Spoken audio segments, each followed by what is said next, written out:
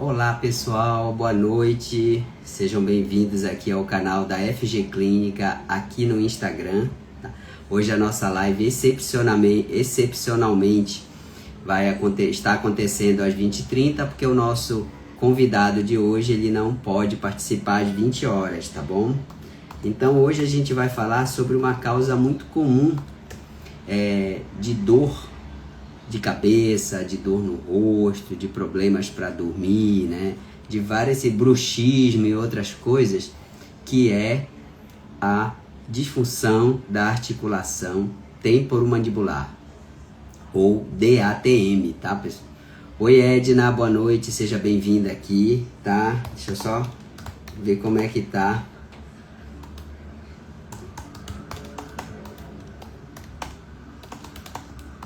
Pronto. Ok, pessoal? Então, sejam bem-vindos aqui. Obrigado aí pela presença de vocês. Antes da gente começar, eu quero que vocês peguem... Deixa eu só diminuir aqui o volume, tá? Antes de começar, né, eu quero pedir para vocês aqui que peguem esse aviãozinho aqui e repassem para pelo menos 3 pessoas aí do perfil de vocês, para que a gente possa trazer um número cada vez maior de pessoas. Eu já vou fazer isso aqui no meu, vou pedir vocês que façam isso também. Vamos lá, pessoal, todo mundo.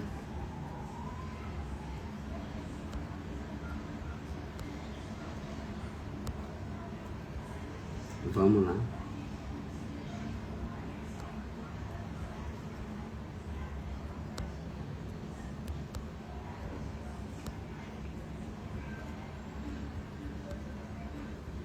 Vamos lá, tô passando aqui pro pessoal, tá? Pessoal, quem estiver me ouvindo aí, me diga se o áudio tá bem, se tá tudo ok com o áudio, para que a gente possa estar seguindo, tá bom? Tô mandando aqui para todo mundo aqui, pro pessoal entrar aqui. Vamos só aguardar aqui. E vamos lá, pessoal. E vamos lá, pessoal. Quem aqui já sentiu dor nessa região, né? Nessa região aqui do corpo, né? Nessa região chamada articulação temporomandibular. Deixa eu só melhorar aqui o áudio, tá?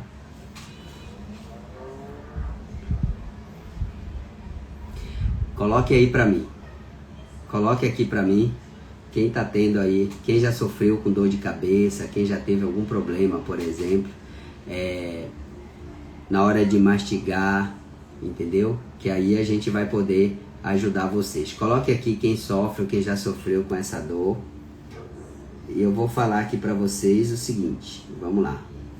Olha, Maiara Pereira tá aqui, seja bem-vinda. Edna Maria, Bacelar Sardinha também tá aqui. Obrigado, Kátia e outros aqui estão aqui. Então vamos lá, pessoal. Bom, o que é então a DATM, né? DATM a tradução é disfunção da articulação temporomandibular. Então a articulação temporomandibular, ó, é essa articulação aqui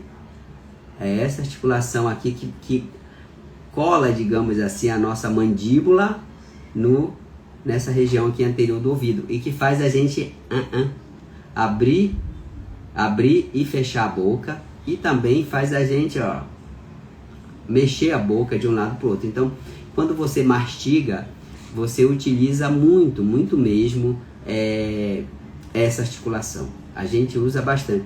E ela é uma articulação muito forte. Ela é uma articulação, porque esse músculo aqui, esse músculo é um músculo que tem muita força. Aliás, ele é um dos músculos mais fortes que a gente tem, que é o músculo dessa articulação aqui, tá? Então, o que acaba acontecendo muitas vezes é que pela movimentação aqui, né? Pela movimentação aqui da nossa boca na hora de mastigar, ou durante a noite, se você estiver muito travando aí a mandíbula, né, com bruxismo, pode acontecer, por exemplo, pode acontecer de você, por exemplo, de você sentir muita dor na hora de mastigar, por exemplo, né?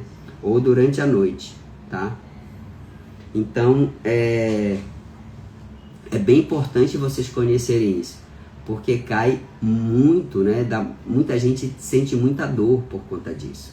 Então, é importante vocês conhecerem isso aí. Quem já tiver sofrendo, quem já sentiu essa dor, a live aqui é para você e vocês vão aproveitar. É muito importante. Estou vendo se o Dr. Igor já entra aqui para participar comigo. E vamos perguntar aqui, ó. O que causa, né, a disfunção da articulação temporomandibular? O que causa? Né? Bom, então vamos ver. Primeiro, fatores de oclusão. O que são esses fatores aqui de oclusão? São fatores de você mexer aqui a boca, né? De você ficar, por exemplo, segurando aqui a boca, entendeu? Geralmente aqui durante a noite, né? Durante a noite. Então, muita gente, por exemplo, durante a noite, acaba, digamos assim, apertando muito, sabe? O que a gente chama de bruxismo, o apertamento, né? O apertamento. Então, isso pode trazer muitas dores durante o dia e fica forçando aqui, ó. Então, fica forçando aqui a articulação da pessoa. Então, isso pode causar muito incômodo, muito mesmo na pessoa. Não deixa a pessoa dormir, a pessoa acorda mal-humorada, cheia de dor na região do rosto, mal-estar, várias situações podem surgir em decorrência dessa pressão aí noturna, tá? Outra coisa, por exemplo, traumas, né? Então, essa região aqui, ó, ela é muito sujeita a traumas, por exemplo, repetitivos. Um hábito, né, muito comum, eu inclusive tenho esse hábito, né, e eu procuro sempre me controlar, é quem rói unha, né? Quem tem o hábito de roer unha. Roer unha fica provocando, digamos assim, fica provocando muitos traumas nessa região. Vários traumas pequenos, né? Então, isso pode ir provocando traumas graduais, né? Várias situações em que vai desgastando essa articulação por conta de roer unha. Deixa eu ver aqui a pergunta aqui da Assunção Alves. Doutor, pois eu estou sentindo isso esses dias, depois de 2 episódios de crises epiléticas. Assunção, muito importante aqui a sua colocação, tá? Muito importante a sua colocação. Por quê? Porque durante a crise, entendeu? Porque durante a crise pode acontecer de você apertar muito, né? Muito mesmo, tá? Muito mesmo. Você pode ter muito essa pressão, esse apertamento aí na região da articulação temporomandibular. E isso aí, pessoal, é complicado. Mas você não tem controle, por exemplo, durante uma crise. Você não tem como digamos assim, você não tem como se prevenir disso, já que você está tendo uma crise. Na verdade, você teria que tratar a crise, né? Você teria que tratar a crise, tá? Deixa eu ver, os laterais da boca tudo machucado, exatamente, Assunção. Então, muitas pessoas podem ter isso quando tem uma crise, tá? Ela mastiga, né, durante a crise, pode morder a gengiva, pode morder, é bem, digamos assim, é bem complicado isso, né?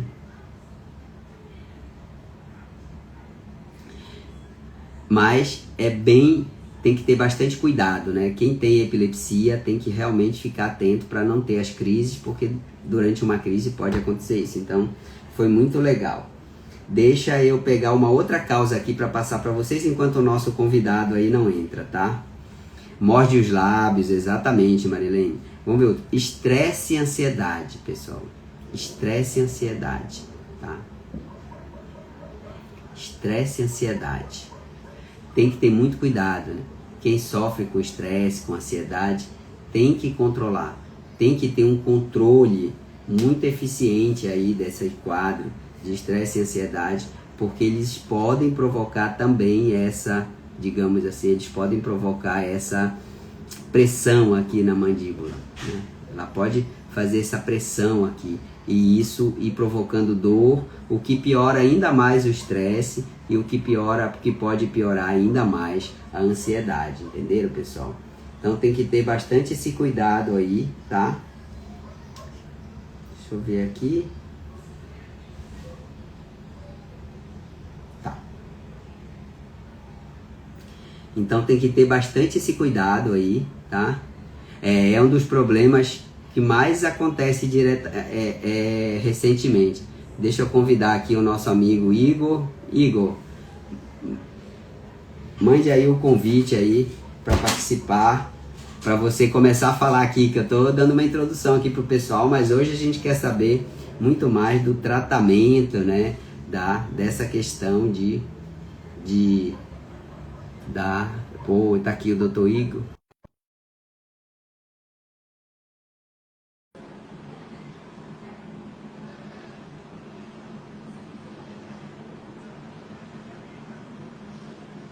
Prontinho. Oi, Igor. E aí, Doc, tudo bem? Tudo bem?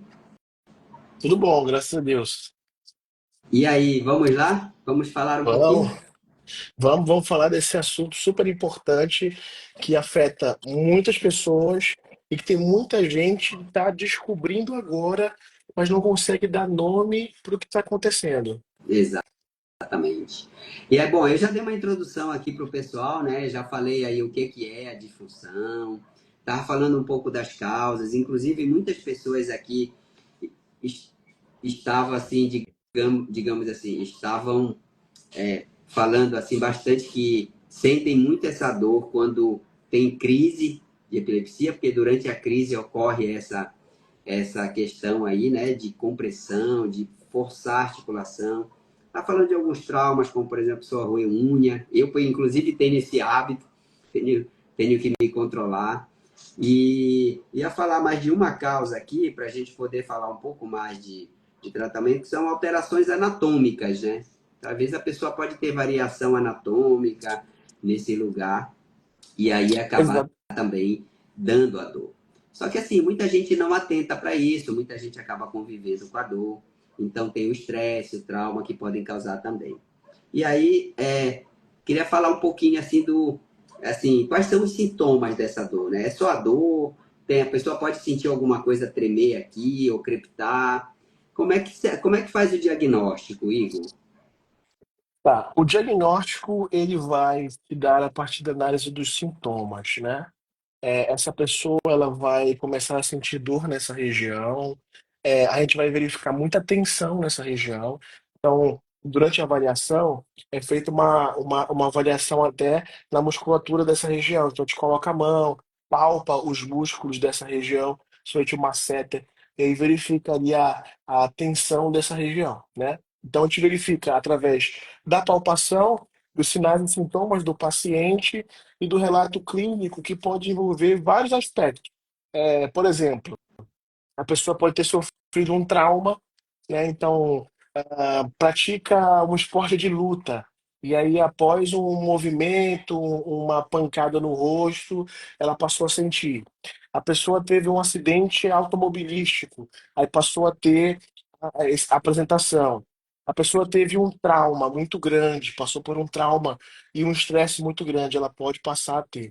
A pessoa também, ela tem um relato, ela chega para a gente e fala assim, ó, eu tenho um objetivo muito claro na minha vida, eu queria crescer, e aí eu paguei um preço alto de trabalho, e aí quando eu cheguei lá, no lugar onde eu queria, eu comecei a ter alguns sintomas, e os sintomas são estes, né? Então, geralmente, a gente vai ver um aspecto multifatorial nesse paciente, né? Então, esse é um paciente que vai ter múltiplas possibilidades que passam da anatomia, como o senhor falou, então, às vezes. nós temos nessa Uhum. região, né, da mandíbula, essa articulação, né? A gente chama de DTM, né, porque é disfunção temporomandibular, dessa articulação. Nós temos na mandíbula uma estrutura óssea com cartilagem que é um côndilozinho, uma região boleada. E ela se encaixa bem, bem na articulação aqui da região superior. Nessa articulação, a região mais temporal com a mandibular, às vezes pode ocorrer uma frouxidão por hábitos de que a pessoa teve por um espaço de tempo, às vezes porque ela não tratou, não foi no nosso colega odontólogo, né, o dentista, e fez um ajuste da sua mastigação, e isso vai gerando um desgaste nessa região, tá? O trauma, como eu falei, e alguns eventos, e estes, os mais comuns atualmente, são problemas psicoemocionais. A gente pode colocar aí ansiedade, tensões, traumas recentes ou traumas anteriores, né? O uso de bebidas que sejam que aumentem a sua atenção, por exemplo, o uso exacerbado de café, né? O uso exacerbado de Red Bull, Monster, né? Essas bebidas mais energéticas. Por quê? Porque elas vão aumentar a tensão. Essa tensão, ela pode gerar uma disfunção do sono. E essa disfunção do sono vai gerar um estresse. E esse estresse, quando ocorre, vai gerar uma alteração temporomandibular. Então, você que está ouvindo a gente, o que a gente quer falar para você? Essa disfunção, o que você vai sentir? Uma crepitação. Parece que está crocante aqui a articulação, próximo ao seu ouvido. Você vai sentir que ela estala. Parece que estala. Você vai sentir que às vezes, quando você abre muito a boca, para comer, por exemplo, um hambúrguer, né? Dói, dá um estalido e dói, né? Você vai sentir que quando você dorme, ao acordar, parece que a região da tua cervical está cansada. Parece que você passou o dia fazendo ações assim nessa região, né? Essas e outras são os sinais e sintomas mais comuns da disfunção temporomandibular. Excelente, Igor. Tem alguma relação, por exemplo, entre sexo e a disfunção da articulação? Olha, a gente tem visto uma presença maior em mulheres, tá? Tem sido bem mais comum em mulheres. Pelo menos as minhas pacientes atuais têm sido muito mais mulheres, né? Uhum. Eu não conheço nenhum dado clínico que faça diferenciação, mas atualmente o índice crescente, dessa disfunção quando a pessoa não faz um procedimento bucomaxila, geralmente é em mulheres. E aí geralmente está associado a um aspecto emocional, estressor, ansiedade, depressão associada, né? Geralmente. Agora, vai variar quando a pessoa faz uma cirurgia bucomaxila, né? Quando a Uhum. pessoa passou por um colega, tendo que fazer uma vasta cirurgia bucomaxila e acaba desenvolvendo. Por exemplo, eu tive um paciente que ele foi fazer a retirada do siso, foi retirar os dois sisos, só que na hora de retirar, o siso estava um pouco inclinado. E Hum, nisso que ele estava um pouco inclinado, o cirurgião forçou muito. Quando ele forçou, ele ouviu um estalido nessa hora que forçou. Então, a técnica do momento ali, na hora para tentar tirar, acabou fazendo uma lesãozinha nessa articulação. Então, às vezes, o pós-cirúrgico de eventos bucomaxila, né, aí a gente vai ver aí uma variação entre gêneros, mas tem sido bem comum em mulheres, principalmente. entendi. Muito interessante isso. Criança pode ter, Igor? A gente não vê Eu não, muito criança. não, eu nunca vi criança desenvolver, não, a não ser que tenha aquele padrão, né, de alteração da Uhum. carga dentária muito brusca, tem que ser feito algum ajuste aí, de puxar, é uma cirurgia ortognática, né, que a gente chama, mas geralmente não vai se fazer em criança, então dificilmente você vai ver. Porque o que acontece? Quando a gente fala da disfunção, a gente está falando não é de um dia para o outro, né? É Uhum. algo que é construído a partir de uma vida, né? É uma vida, por exemplo, dormindo praticando o bruxismo, a pessoa vai lá e fica cisalhando o dente durante a noite, Uhum. né? É a pessoa que tem a prática de quando está estressada, ela fecha e contrai, né, de raiva, né, e tensiona, né? Esses são os eventos que acabam levando. Então, por isso que a criança, como está muito nova a articulação, ela não vai apresentar sintomatologia, a não ser que tenha sido um trauma, Uhum. né, que tenha sido traumático, aí pode ter um evento ali para a gente trabalhar. Entendi. Excelente. E como é que faz o diagnóstico, Igor? Tem algum Beleza. exame? É pela queixa? É, Tem a alguma gente palpação? tem. A gente faz. Primeiro a gente pega essa queixa principal, né, do paciente. O paciente pode apresentar cefaleia constante, o paciente pode apresentar muita dor cervical, muita dor ao mastigar, estalido, desconforto, como eu falei. Esses sinais e sintomas serão dados para a gente, e a partir daí a gente vai chegar para o paciente e fazer uma anamnese mais técnica, né? Então a gente vai palpar a musculatura, testar essa musculatura e verificar essas possíveis tensões, né?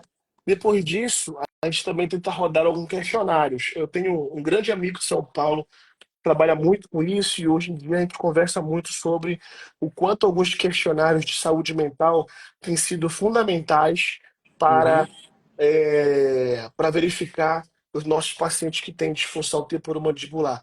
Então, a gente tem visto uma associação muito grande de distúrbio do sono Uhum. e ansiedade, distúrbio do sono e presença, né, de eventos ansiosos em pessoas que têm disfunção temporomandibular. Então, uma vez associado, a gente faz essa avaliação, né, e a gente tenta fazer um protocolo combinado, aonde a gente faz a intervenção no local. Então, a gente faz intervenção, por exemplo, na musculatura, o masseter, que é o músculo mais forte, né? Que a gente tem. A gente tenta soltar essa musculatura, liberar pontos de tensão, pontos gatilhos, e a gente também tenta trabalhar a mobilização dessa articulação. É muito legal. Também a gente vai trabalhar o segmento da cervical, contrações, técnicas de terapia manual, mobilização dessa região, manipulação articular se necessário.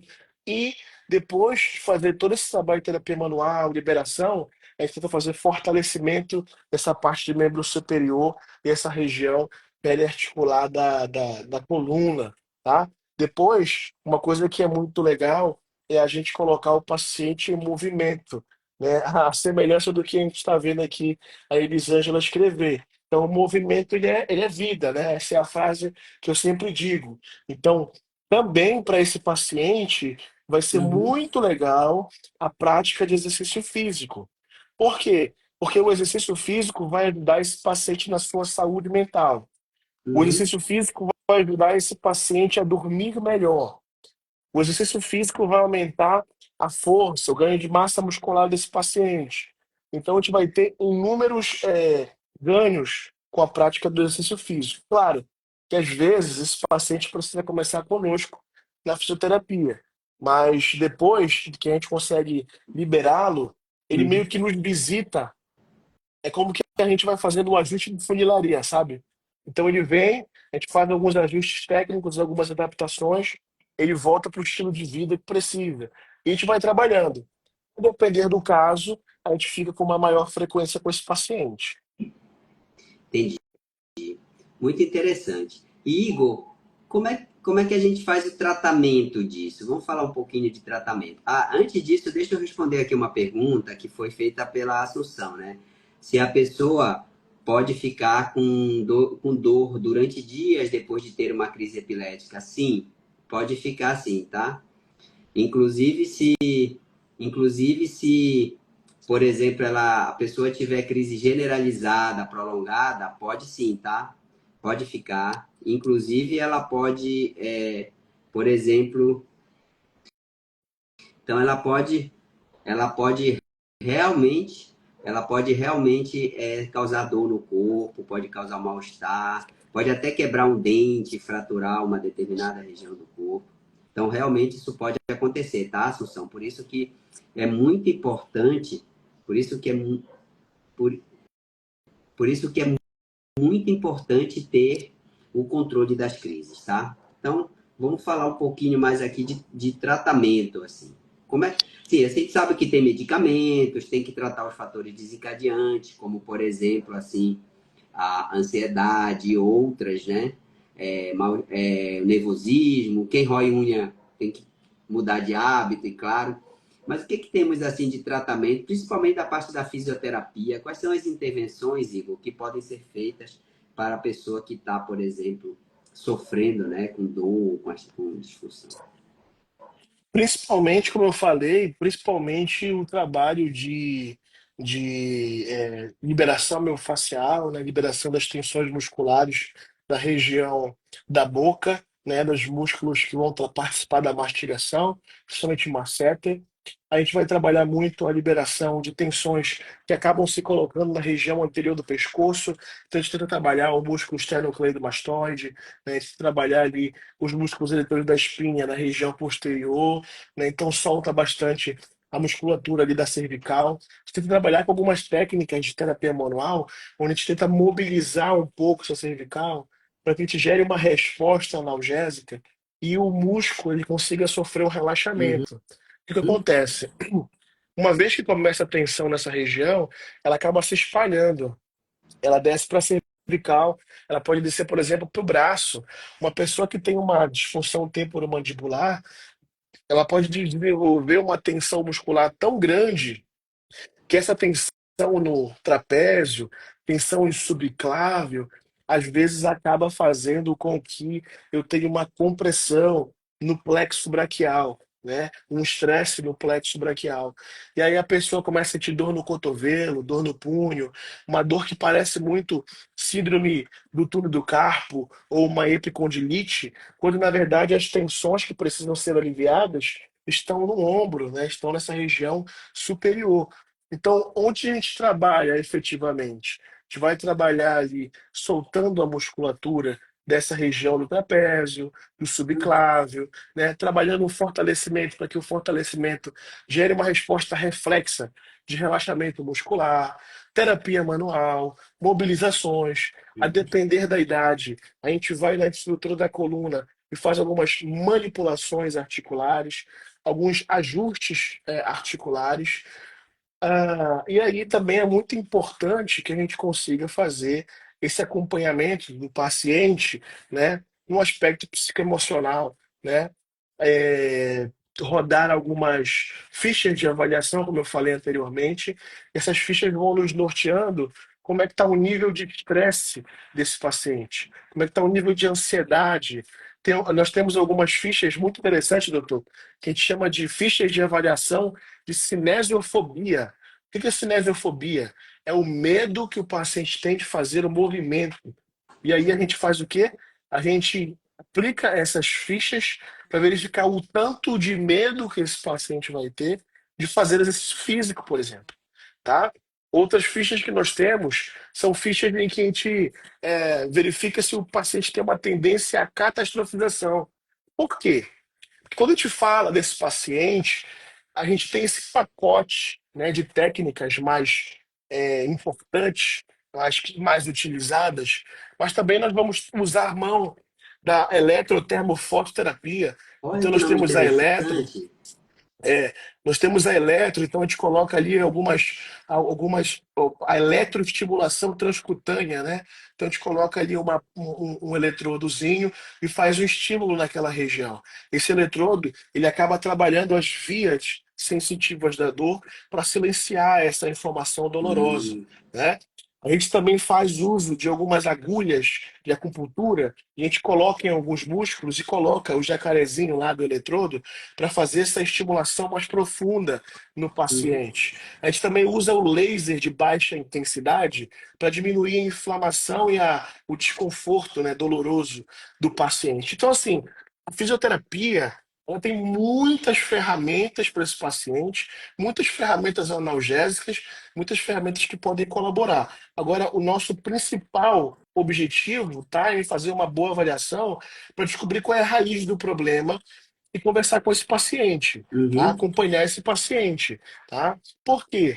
Hoje, como eu falei, existe uma relação muito grande com o aspecto psicológico. Então, às vezes, a gente precisa encaminhar para o nosso colega psicólogo, Não tem problema nenhum. O psicólogo é tão importante quanto qualquer outro colega da área da saúde e ele vai ajudar muito a essa pessoa a lidar com algum trauma, com alguma situação em que ela esteja passando, tá? Outro ponto que é muito importante após a melhora sintomatológica desse paciente, a gente fazer a recomendação de uma mudança de estilo de vida, né? Essa mudança de estilo de vida vai ajudar demais, tá? O que é que este paciente, a pessoa que tem uma disfunção temporomandibular, precisa? Qual é o pacote de coisas que ela precisa? Ela precisa dormir bem, ela precisa se alimentar bem, ela precisa ter ferramentas para lidar com os estresses, com as demandas estressoras que a vida traz. Ela Uhum. precisa ter uma descarga, aonde descarregar. Então a gente recomenda um esporte, por exemplo. A prática de um Lógico. esporte como natação, como esporte de luta, esporte de alta intensidade, como o CrossFit, ou algo que seja aeróbico, como uma simples corrida de rua, vai fazer com que ela dispare essa descarga tensional e aí ela consiga tirar essa tensão dessa região com a prática de exercício físico. Então, o sono, uma boa alimentação, esse ajuste, né, que a fisioterapia faz, de funilaria ali, fazendo o ajuste mecânico e o ajuste de dor, são fundamentais para a pessoa que tem disfunção temporomandibular. E também é bom ressaltar que pessoas que têm DTM, às vezes vão permanecer com essa disfunção por um tempo, né? Vão por resto da vida. E aí a gente tem que conversar sobre o quão é importante que a pessoa que tem DTM passe por um processo de educação em dor. Que ela entenda o que é a dor dela, que ela entenda como é esta dor e que ela saiba as ferramentas necessárias para aliviar essa dor. Deu para entender? Entendi assim. O pessoal aqui, pessoal, quem tiver dúvidas, coloque aqui, tá? Para a gente poder estar discutindo aqui. E existe também o uso de placas, né? Que podem ser Sim, utilizadas, né? sim. Usualmente, assim, prescrita pelo, pelo, pela odontologia. Tem algum tipo de exercício que a pessoa pode fazer, por exemplo, Igor, diariamente, quem sofre com isso, para ir ajudando, digamos assim, a melhorar o desempenho aí da articulação? Sim, a gente tem essas placas. Para alguns pacientes melhora, para outros pacientes depende, né? Depende de cada caso. E falando dos exercícios, os exercícios que a gente vai conseguir fazer um trabalho nessa região da boca serão fundamentais. Então, às vezes a gente passa um protocolo, um folderzinho, com algumas caretas, né, algumas movimentações com a boca, né, com a abertura da boca, com o fechamento da boca, com a movimentação dessa musculatura, com a contração, com o relaxamento, né, com a mobilização dessa região. Isso pode ser muito legal, tá? Isso Uhum, ajuda bastante a aliviar o desconforto tensional dessa região. Algumas dicas, né? Como, por exemplo, às vezes algumas pessoas tensionam mais com mascando chiclete, outras não, né? Então, a gente vai ter que conhecer o paciente de próximo para uhum. saber exatamente o protocolo melhor para esse paciente. Muito interessante. Tem alguma assim aplicação assim que algum choque, alguma, como é que eu diria, algum estímulo externo que possa ser utilizado também, além dos medicamentos, Igor? Nessa região, a depender de como for o posicionamento, a gente consegue colocar uns eletrodos pequenos, e a gente consegue Uhum, fazer um estímulo transcutâneo, tá? A gente consegue fazer desde o fez até mesmo, a gente faz muito para paciente que tem paralisia facial, né? E a gente também pode fazer estímulo transcutâneo para nível de dor. Tem uma frequência que a gente configura que ela é muito bom para contratura muscular. Então a gente pode colocar e ajudar a diminuir essa contratura, esse tensionamento, tá? uhum, Mas principalmente liberação, né? Mobilização aí nessa região ajuda bastante, tá? Às vezes, algumas pessoas gostam de utilizar, né, nessas regiões para a parte articular aplicar toxina botulínica, só que não é. A hum, gente precisa saber qual vai ser essa aplicação, porque a depender de como for, a toxina botulínica ela impede parte da contração. Então eu posso, a depender de como for, atrapalhar a movimentação da mastigação desse paciente. Então isso tem que ser feito por um especialista que sabe exatamente o que está fazendo e a intensidade que vai ser feita, tá? Porque a gente usa muito isso, por exemplo, para diminuir espasticidade, né, em AVE, que não é a mesma coisa aqui. Então, depende muito de cada paciente para saber a dosagem que vai ser feita e aplicada, para não impactar, por exemplo, na mobilidade e a contração desse paciente. Senão a gente acaba tendo um efeito ruim. Excelente. E pessoas que têm, por exemplo, aqui a Lineide colocou que a fibromialgia maltrata ela diretamente. Pois é. É, a fibromialgia, nós falamos aqui numa live aqui com a doutora Dara, tá? E nós demos, assim, várias orientações de como cuidar, né? Quem sofre com fibromialgia. Existem também várias, inclusive a fisioterapia, Igor, você pode falar um pouquinho para a pessoa que tem, que a Lineide colocou aqui também, para quem sofre com fibromialgia? Só uma palhinha aqui, já que ela perguntou. E, e falar um pouquinho de como que funciona? Posso. Tanto para fibromialgia, né? Aí a gente tem fibromialgia, o paciente tem fibromialgia e DTM. Não é raro, tá? A gente tem paciente com fibromialgia e DTM. Agora, a fibromialgia, né, como eu falei, assim como a DTM, ela tem muitos aspectos psicológicos ligados, né? O que vai ser muito bom para esse paciente? Vai ser muito bom a prática de exercício físico e mudança de hábito, né? Uhum, Agora, como a fisioterapia pode colaborar? Talvez a Lineide esteja se perguntando, o que será que a fisioterapia pode me ajudar na fibromialgia, né? Nós temos muitas ferramentas, Lineide, analgésicas, né? Ou seja, de combate à dor. Geralmente a fibromialgia são múltiplos pontos dolorosos do corpo que uhum. acabam atrapalhando a qualidade de vida, né, atrapalham o emocional, estressam a pessoa, enfim, são múltiplos os fatores. E aí a fisioterapia, tem muitas ferramentas que acabam ajudando, né? Nós temos técnicas de agulhamento a seco, são muito boas para a fibromialgia. Nós temos a própria eletroestimulação transcutânea, que ajuda muito, porque quando eu falo de eletroestimulação transcutânea, eu estou falando de um estímulo elétrico na pele que vai fazer um estímulo de inativação dolorosa a nível de córtex, né? Então, eu tenho teoria das comportas ali para estar me ajudando, né?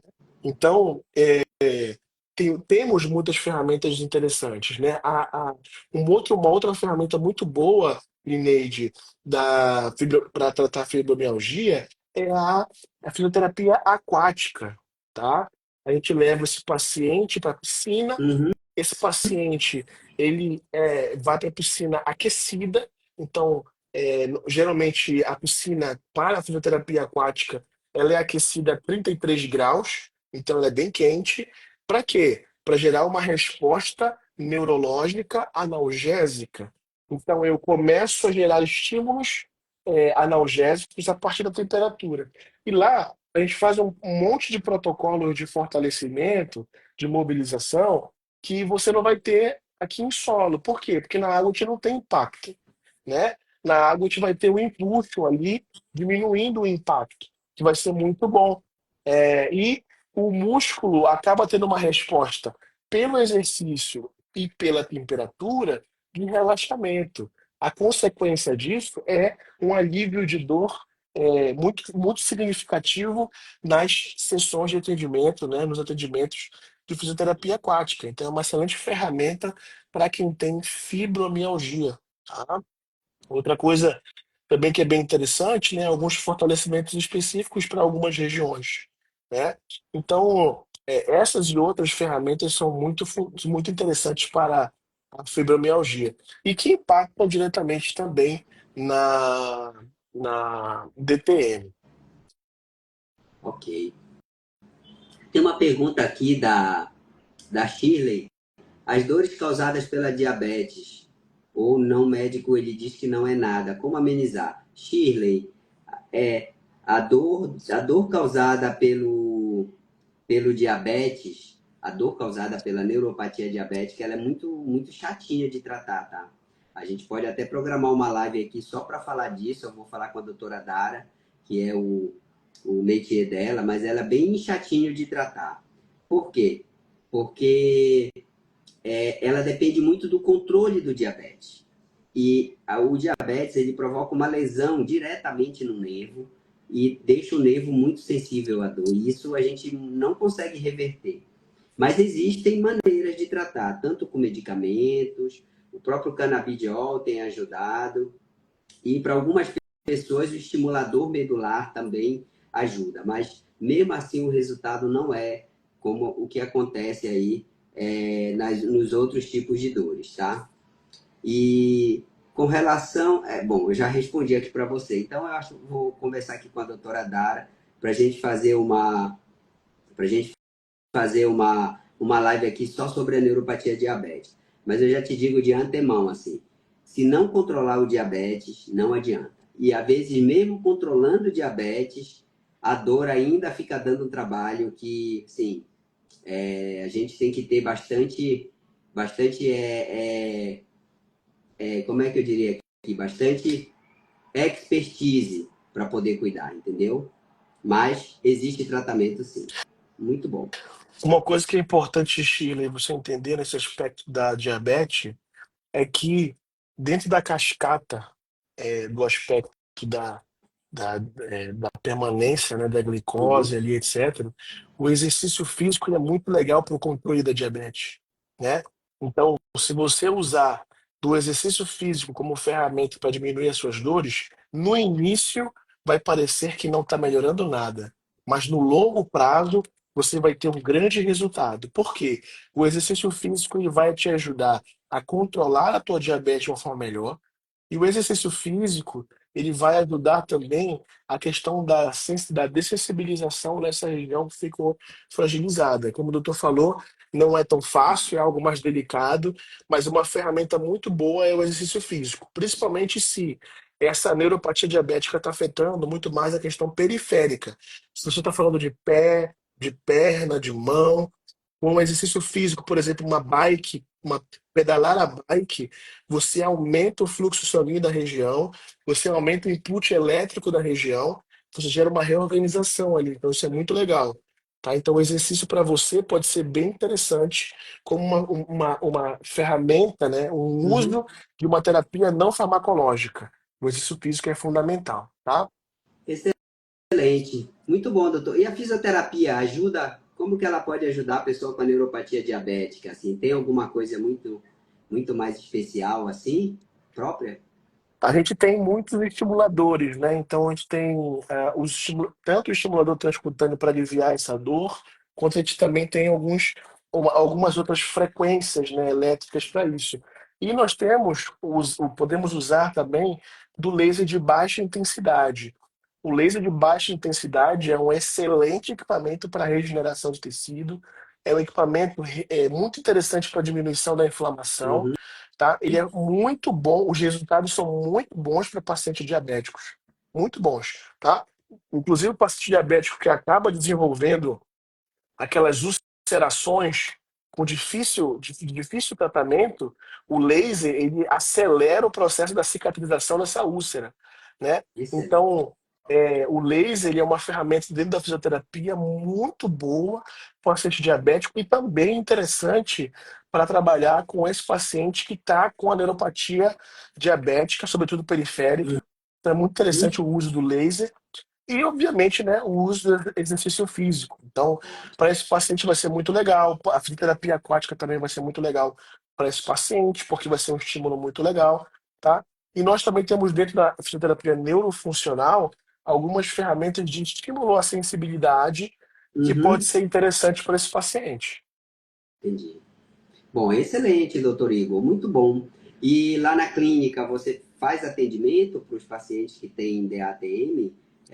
Só avisando aqui o pessoal, tá? A FG Clínica, ela é especializada, né? Os profissionais que estão lá são especializados no tratamento de pessoas, por exemplo, com epilepsias, como muitos já conhecem, uma doença de Parkinson, mas também pessoas com dores crônicas, né? E dores crônicas refratárias, muitas vezes, ao tratamento com remédio.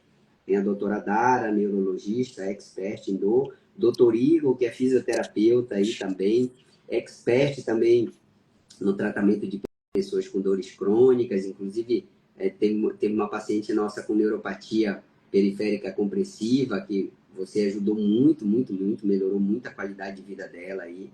Então, lá você presta atendimento, você tem lá como tá, digamos assim, ajudando as pessoas que têm DATM e outros tipos de dores crônicas. Sim, com certeza. Inclusive, é importante, né, esse momento de agora para que as pessoas saibam que se você está suspeitando que tem, se você acha que tem a disfunção temporomandibular, ou se você já sabe que tem, saiba que na FG Clínica a gente tem toda a estrutura necessária para tratar você, tá? Como o doutor falou, lá na clínica, a gente obviamente fala muito sobre a parte da neurofuncional, da Exato. neurologia, né? Então, já tem de paciente que fez cirurgia para Parkinson, para epilepsia, já tem de paciente com epilepsia, com Parkinson, mas a dor crônica também faz parte do rol de tratamentos da FG Clínica e, como consequência, né? A fisioterapia especializada está lá disponível para você. Por quê? Porque a disfunção temporomandibular faz parte das disfunções que estão dentro da dor crônica, né? Então lá a gente consegue fazer a terapia manual, a gente consegue fazer os estímulos necessários na região, a gente consegue fazer o processo educacional para você sair da sua dor, todo o protocolo necessário que você precisa para tratar a sua DTM, para tratar essa disfunção, a gente tem na FG Clínica e a gente está abrindo ainda mais esse rol para paciente com DTM, para estar ajudando, para estar colaborando, tá? É válido ressaltar que a gente trabalha com a neurofuncional, mas também a minha base de tratamento vem também da traumato-ortopedia, do tratamento voltado para a dor crônica, né, dor aguda. Então, você vai ser muito bem cuidado e muito bem tratado na FG Clínica, desde o aspecto médico, fisioterapêutico, terapia farmacológica e não farmacológica, tudo que for necessário para você não viver com dor, tá? A gente quer ajudar você a ter qualidade de vida, a ter as ferramentas necessárias para não viver com dor, viver uma vida de qualidade. Exatamente, olha aí, pessoal. Então, quem tiver interesse, entre em contato aqui no Instagram e agende a sua consulta, a sua avaliação. Como a gente teve na outra live, ninguém merece viver com dor, né? E existe tratamentos hoje, aliás, tratamentos assim bem modernos, bem com bastante nível de eficácia que ajuda você a levar uma vida